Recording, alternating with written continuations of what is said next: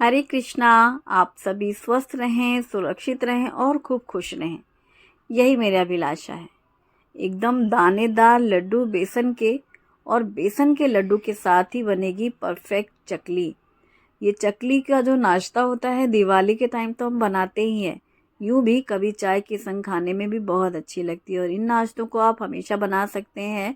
और अच्छी बात यह है कि इनको आप कहीं सफ़र में भी ले जा सकते हैं और घर के लिए भी बना सकते हैं।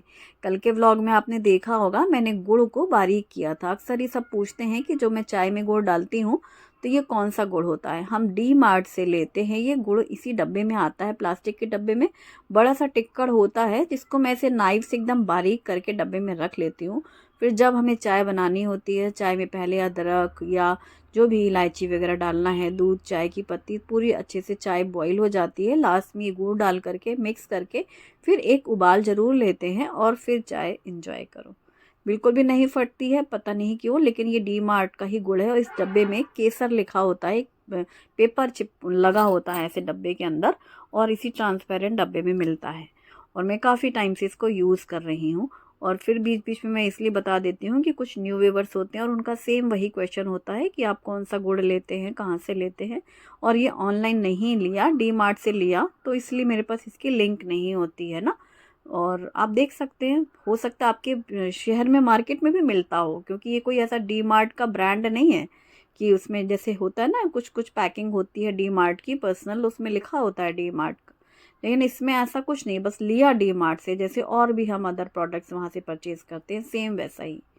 और इकट्ठे मैं 2-3 डब्बे ले लेती हूँ, क्योंकि हमें डी मार्ट के लिए जलगांव जाना होता है, भुसावल में नहीं है डी मार्ट। तो वहाँ से जब भी लेती हूँ मैं शॉपिंग करती हूँ तो काफ़ी दिनों के लिए कर लेती हूँ, काफ़ी हद तक शॉपिंग। इसीलिए बीच बीच में हम शॉपिंग के व्लॉग्स भी नहीं दिखा पाते हैं, जैसे बहुत से लोग देखना चाहते हैं शॉपिंग दिखाएं, सब्जी मार्केट दिखाएं। तो रोज़ रोज़ तो सब्जी मार्केट ना तो मैं जाती हूँ, बीच बीच में सब्जियाँ आई, बहुत बड़ा फ्रिज भी नहीं है, अब तो मैं 2-3 ही सब्जियाँ लेती हूँ। जैसे सपोज़ आज क्या बनना है, आज और कल, बस 2 दिन के हिसाब से। तो अब 2 सब्जी का क्या अलग से हम सब्जी शॉपिंग दिखाएं।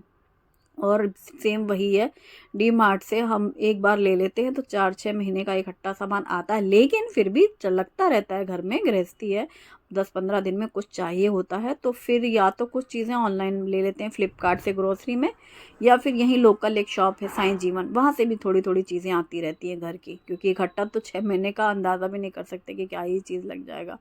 पर मेन मेन जो आइटम है ना, वो इकट्ठे हम लेते हैं, और वो मैंने दिखाया भी था शायद, दिवाली में हम गए थे ना, बस। और बाकी चीज़ें बीच बीच में आती रहती हैं लोकल मार्केट से। और बन रहे हैं नाश्ते में मटर के पराठे। मैंने आपके साथ रेसिपी कल शेयर की थी ऑलरेडी मटर के पराठों की।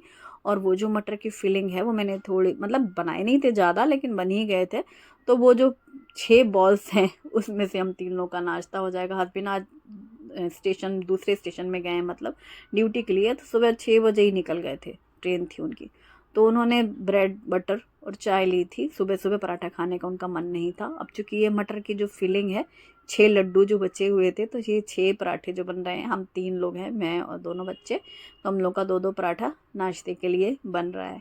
तो मटर का पराठे की फिलिंग मैंने कैसे बनाई, वो रेसिपी देखने के लिए जो मैं लिंक डिस्क्रिप्शन में दूंगी, आप चेक कर सकते हैं। कल ही के व्लॉग में मैंने शेयर किया था, क्योंकि सुबह जब कल मटर के पराठे बने, फिर शाम में बच्चों ने भेल बना ली थी, फिर रात मैंने बनाया था वो कढ़ाई पनीर, तो इसलिए उसका भी कढ़ाई पनीर भी रखी हुई है। थोड़ी थोड़ी ज़्यादा ही थी, सब्जी बची जाती है, रात में बनाओ तो थोड़ा सा बचता है, सुबह बनाओ तो थोड़ा बचता है, ऐसे होता है, पूरा परफेक्ट तो होता नहीं। तो ये मटर के पराठे तैयार। और ये मटर के पराठे काफ़ी टेस्टी हैं, बेहतरीन से हैं। एक तो अच्छी मटर का मसाला भुन चुका होता है, फिर इसमें बेसन का जो मैंने डाला था वो बहुत अच्छा टेस्ट लाता है। अब पराठों के साथ ही बन रही मेरी तो चाय पहले सुबह हो चुकी थी, अभी मैं बच्चों के लिए बना रही हूँ कॉफ़ी। तो आज ये हॉट कॉफ़ी कर रही हूँ।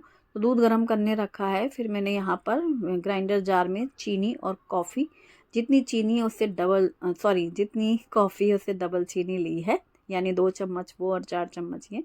और फिर उसके बाद इसमें 2 आइस क्यूब्स डाली हैं, और इसको पल्स मोड में घुमाया है, तो ऐसे अच्छे से फिट जाती है, जल्दी फिट जाती है। वैसे आप कप में भी ऐसे फेंट सकते हैं थोड़ा थोड़ा पानी डालते हुए, या फिर कोई आपके पास इलेक्ट्रिक ब्लेंडर हो, कॉफ़ी मेकर, उससे भी बढ़िया से फिट सकती है। तो यहाँ पर मैंने दोनों कप में बराबर से वो डाल दिया है कॉफ़ी, और उसके बाद गर्म दूध उसी जार में मिक्स कर लिया है, और फिर इसको ऊपर से ऐसे थोड़ा सा ऐसे उछाल के डाल देंगे। एक कॉफ़ी तैयार। अच्छा, थोड़ा सा आप और स्ट्रॉन्ग पीना चाहते हैं तो आप थोड़ा और स्ट्रॉन्ग फ्लेवर रखें कॉफ़ी के लिए। इन लोग को दूध देना था, दोनों को मैंने पूछा, दूध के लिए मना कर रहे थे। जैसे मैंने पूछा कॉफ़ी बना दिया, अच्छा हाँ ठीक है पी लेंगे। तो अब ये है कि इनको देना है तो फिर मैंने बना दिया। तो पहले इन लोगों ने पराठे खाए, और मुझे तो पराठे हरी चटनी के साथ ही पसंद है, बच्चों ने केचप के साथ खाया। और उसके बाद नाश्ते के बाद उन दोनों की ये कॉफ़ी।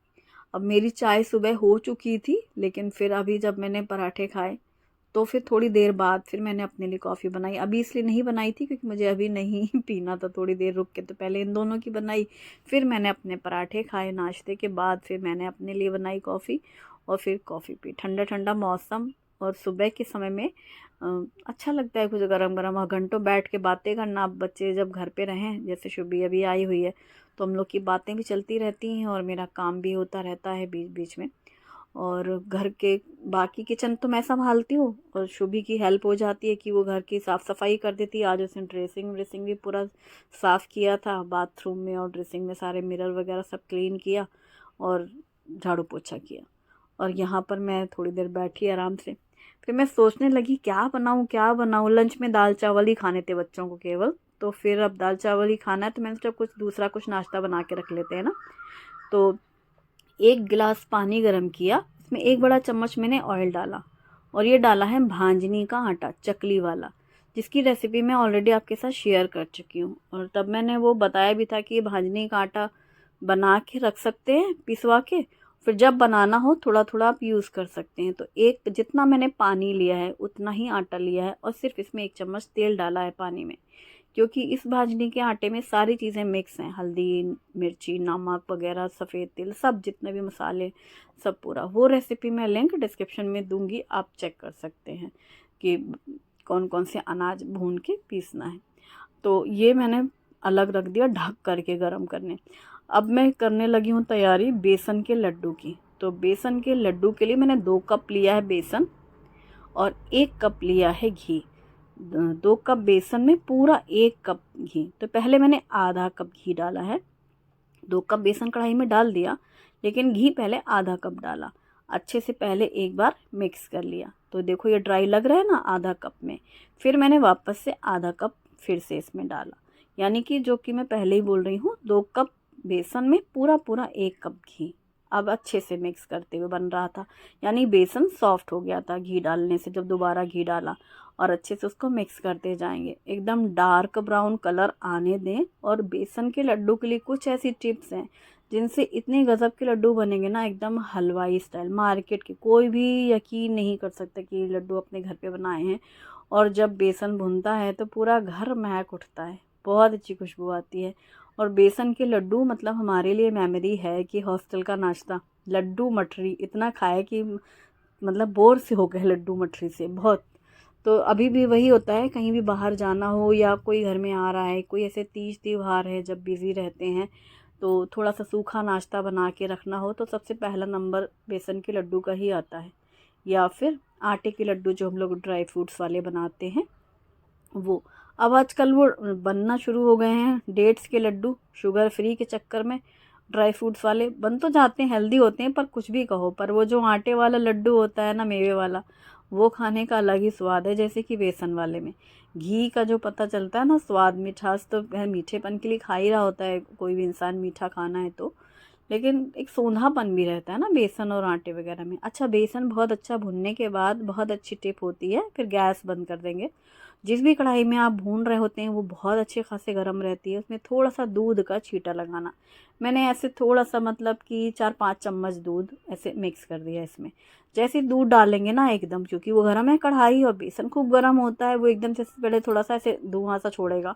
फिर जैसे आप मिक्स करेंगे ना तो बेसन एकदम दानेदार हो जाएगा, फिर ऐसे बिखरने से लगेगा जैसे कि भुर भुर बोला है ना, भुरदरा सा दरदरा सा हो जाएगा, दानेदार। ये दूध डालने से ना बेसन दानेदार हो जाता है, एक्चुअली एकदम चिकना भी बेसन होगा तब भी हो जाएगा।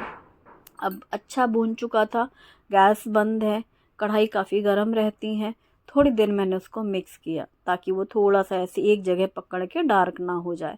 अब चूंकि बेसन ठंडा होना है तभी उसके बाद ही हम उसमें चीनी मिक्स करेंगे। तब तक मैंने यहाँ पर चकली का जो आटा भिगो के रखा था उसको मैंने निकाला एक बड़े बर्तन में यानी मिक्सिंग बोल में, और इसको हम अच्छे से मिक्स कर देंगे। यानी ये जो हमने पाउडर मिक्स किया था प्री मिक्स, इसमें गांठें सी ना रहें, बिल्कुल भी अच्छा स्मूथ सा डो तैयार हो जाए। ये सारे मसाले हैं, अगर आप अपने अनुसार पसंद के अनुसार जो भी मसाले डालना चाहें ना सब डाल सकते हैं। अब ये पूरा डो तैयार हो गया तो उसके मैंने 2 हिस्से किए। फिर मैंने दूसरे ही तरफ तुरंत यहाँ इंडक्शन में कढ़ाई में तेल गरम करने रखा। फिर निकाला ये चकली मेकर, अभी बाद में निकाला। फिर चकली मेकर की जो प्लेट है ना उसको हल्का सा ऑयल लगा देंगे, और चकली मेकर में भी साइड में आप ऑयल लगा सकते हैं, ग्रीस कर सकते हैं। या फिर आप क्या करना, जो डो आप डाल रहे हैं चकली मेकर में उसको अच्छे से ऑयल लगा दो बाहर से, तो वो ऐसे थोड़ा सा चिकना सा रहे। जब हम इसको घुमा के नीचे तक लाते जाएंगे ना तो वो एकदम स्मूथली निकल जाए। तो मैंने यहाँ पर ऐसे एक प्लास्टिक रखी थी, उसमें ऐसे छोटे छोटे से 3-4 बनाए। 3-4 चकलियाँ बन गई। फिर तेल जब गर्म हो गया, क्योंकि चकली बनाने के लिए भी बहुत अच्छी टिप ये होती है हमेशा तेज़ आंच में चकली डालना। अच्छा, कुछ देर रुक जाना, तुरंत नहीं पलटना, क्योंकि वो ना कुछ देर में टाइम लगता है उसको फ्राई होके कड़क होने में। पहले जब आप डालेंगे तो एकदम झाग सी आएगी ना चकली जब आप डालेंगे तेल में, फिर धीरे धीरे वो झाग ख़त्म होती है और फिर आप इसको पलटते जाएंगे तो चकली टूटती भी नहीं है। और हमेशा तेज़ आंच में ही आप चकली को फ्राई करना, अच्छी सी बिल्कुल पलट पलट करके कुछ मिनट रुक जाएं। और फिर क्योंकि जब हम तेल गरम रहता है ना, जैसे ही चकली हम डालते हैं तो थोड़ा सा नॉर्मल होने लगता है टेम्परेचर। तो इकट्ठा 4-5 3-4 जितनी भी कढ़ाई जैसे बड़ी हो, जैसा आपने तेल भरा हो उसके हिसाब से, क्यों पूरा डोबा रहे ना उस बस उतना। तो 2 ये ऐसे बड़े बड़े डो तैयार थे, यानी 2 बार मैंने चकली मेकर में डाला। और मुझे इकट्ठा बनाने में फिर वही कमर दुखने लगती, घंटों खड़े रहो बनाओ करो। तो ऐसा था कि थोड़ा सा ही मुझे बनाना था, फिर जब मन करेगा ये ख़त्म हो जाए नाश्ता तो फिर बना लें। और ज़्यादातर तो मैं मठरियाँ बनाती हूँ, जब भी बेसन बनता है शुभम को मठरियाँ पसंद है, और चकली तो उसे बहुत ज़्यादा पसंद है। मैंने ऐसे पूछा था चकली बनाऊँ कि मठरी, तो वो चकली बना लीजिए मम्मी, क्योंकि दिवाली में चकली बनती है तब इतना सारा नाश्ता बनता है ना, फिर बहुत सारी वैरायटी रहती है। अब जब कुछ ज़्यादा वैरायटी नहीं होती तब ये चीज़ें खाने में ज़्यादा मज़ा आता है। और मुझे ना ये जो चकली घुमाते वक्त दिखाना था ना, वीडियो क्लिप लेनी थी, तो जो जैसे हाइट में नीचे थी, जैसे काउंटर टॉप में कुछ भी, तो वो अच्छे से कैमरे से वो मेरा हाथ आ रहा है ना घुमाते वक्त। फिर मैंने सोचा क्या करूं, तो फिर अभी ये जो मिक्सिंग बोल उसको मैंने ऐसे पलट दिया। फिर ये ऐसे हाइट आने लग रही है ना, फिर मैंने सोचा ऐसे शॉट लेते हैं, क्योंकि वो जो काउंटर टॉप में इतना नीचे हो जा रहा था कि वो चकली घूम रही है लेकिन ऊपर तो वो चकली मेकर ही है, और नीचे से फिर मेरा हाथ हो जाता है, तो वो अच्छे से नहीं बन पा रहा था। पर इस तरीके से 3-3 4-4 चकलियाँ मैंने दिवाली के दिन बनाई थी। बाप रे, बहुत थक गई थी। उसमें थोड़ा ज़्यादा भी तो बनाया था ना दिवाली के टाइम पे। तो बस इस तरीके से थोड़ा थोड़ा बैचेस में फ्राई। जब घर में कुछ ऐसा सुबह के में ज़्यादा कुछ काम नहीं हो तो फिर लगता है चलो कुछ अलग सा बनाते हैं नाश्ते वगैरह काम, क्योंकि इनमें भी खूब टाइम लगता है।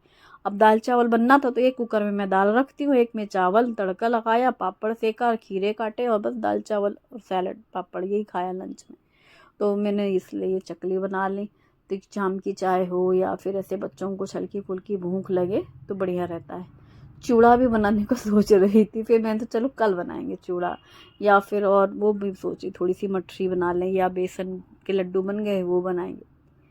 अब बेसन अच्छा ठंडा हो गया था जब चकली बन गई, तब उसमें कूटी हुई इलायची डाली मैंने, और ये है भूरा शक्कर, चूँकि नहीं रहती मेरे पास, हमेशा मिक्सी में पीस के डालती हूँ तो वो ज़्यादा घी के चक्कर में ऐसे फ्लैट से हो जाते हैं ना लड्डू।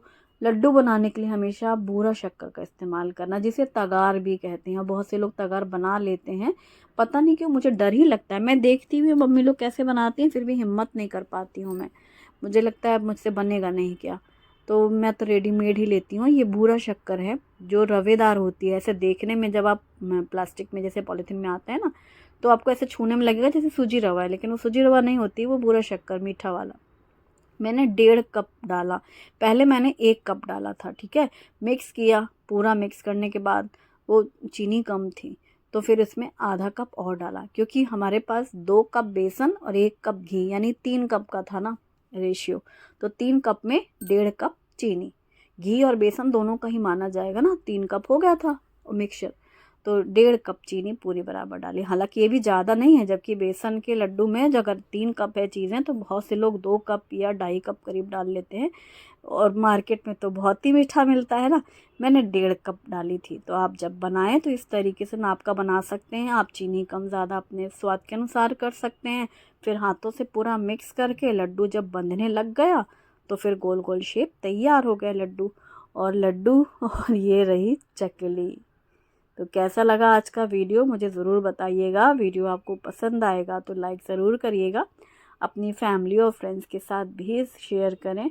और आपको बेसन के लड्डू ज़्यादा पसंद है या फिर आटे के लड्डू या फिर खजूर ड्राई फ्रूट्स के लड्डू, ये भी मुझे ज़रूर बताइएगा।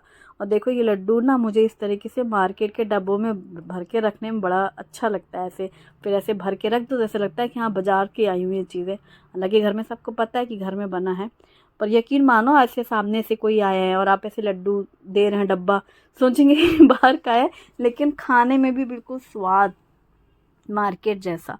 और ये दानेदार लड्डू से मतलब चीनी से ना एकदम दानेदार बनते हैं। और दूध वाली टिप बहुत अच्छी है, अगर आपने कभी नहीं ट्राई किया तो करना ज़रूर। और रही ख़राब होने की बात, तो बहुत बार लगता है ना कि दूध डला है तो ख़राब हो जाएगा। वो इतना सा दूध रहता है ना गर्म कढ़ाई में, वो पूरा ड्राई हो जाता है अच्छे से, और वो बेसन भी गर्म रहता है तो मिक्स हो जाता है। और हमेशा वज़नदार कढ़ाई में बेसन भूनना टाइम लगता है, लेकिन बहुत अच्छा भुनता है, एकदम खुशबूदार। तो बस ये सब हो गया काम। फिर मैंने यहाँ किचन क्लीनिंग कर ली, सारे बर्तन धुल लिए। Thanks for watching.